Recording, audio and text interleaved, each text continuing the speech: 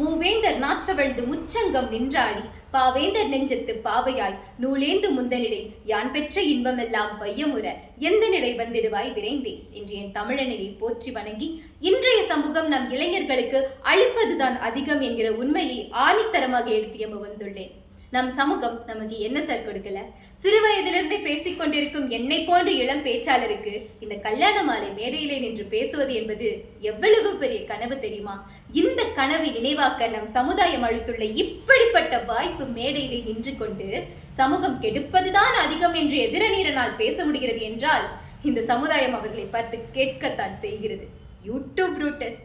நம் நாட்டினுடைய ஒரு தனித்துவம் என்னவென்றால் எப்பொழுதுமே ஒரு ஃபியூச்சரிஸ்டிக் விஷன் இருக்கும். நம் நாடு ஆங்கிலேயரிடம் அடிமைப்பட்டிருந்த பொழுது தங்களுடைய வருங்கால சந்ததியினர் அவர்களுடைய அடையாளத்தை இழந்துவிடக் கூடாது என்பதற்காக தன்னுடைய இளம் வயதில் எல்லா இன்பங்களையும் துறந்து தம் இன்னுயிரை இந்நாட்டின் சுதந்திரத்திற்கு அளித்த தியாகிகளை நாம் என்னவென்று போற்றுவது?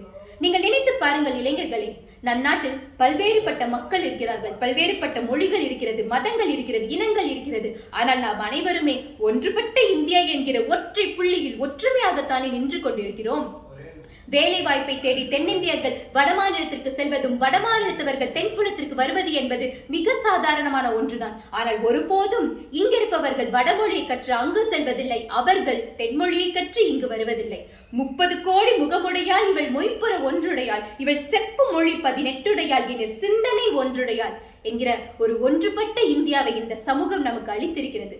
நம் சமூகம் காலத்திற்கேற்ப தேவைக்கேற்ப நன்மை விளைவிக்க தம்மை தாமை புதுப்பித்துக் கொண்டே இருக்கிறது.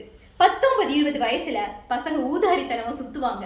அதெல்லாம் ஆடி போய் ஆவணி வந்து டாப்பா வருவாங்கன்னு நம்ம அம்மாங்க சொல்ற மாதிரி ஒரு 25-26 வயசுல வீடு கட்டுறது என்ன, வேலைக்கு போறது என்ன? எப்படி சார் அம்மா அப்பா சொல் பேச்சு கூட கேட்காத இந்த பசங்க கிட்ட எப்படி சார் இவ்வளவு பெரிய மாற்றம்? வேற என்ன, பொண்ணு கொடுக்க மாட்டாங்கிற பயம்தான்.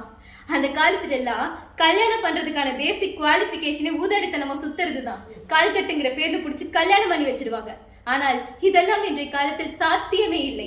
இது இன்றைய இளைஞர்களுக்கு தங்கள் மீது சுமத்திய ஒரு பெரும் சுமையாக தோன்றலாம்.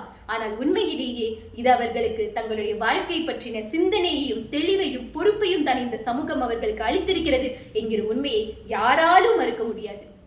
நம்முடைய சமூகம் எப்பேற்பட்ட சமூகமுங்க! இன்னுயிர் தந்தமை ஈன்று வளர்த்து அருள் ஈந்ததும் இந்நாடே. எங்கள் அன்னையர் தோன்றி மழலைகள் கூறி அறிந்ததும் இந்நாடே. அவர் சிந்தையில் 1000 எண்ணம் வளர்ந்து சிறந்ததும் இந்நாடே. இதை வந்தனை கூறி மனதில் இருத்தி என் வாயுர வாழ்த்தேனோ என்று முண்டாசு கவிஞனின் கூற்றுப்படி இந்த சமூகம் அளித்ததுதான் அதிகம் என்கிற நல்லதொரு தீர்ப்பை நடுவர் வழங்குவார் என்கிற நம்பிக்கையில் நன்றி கூறி விடைபெறுகிறேன். நன்றி, வணக்கம்.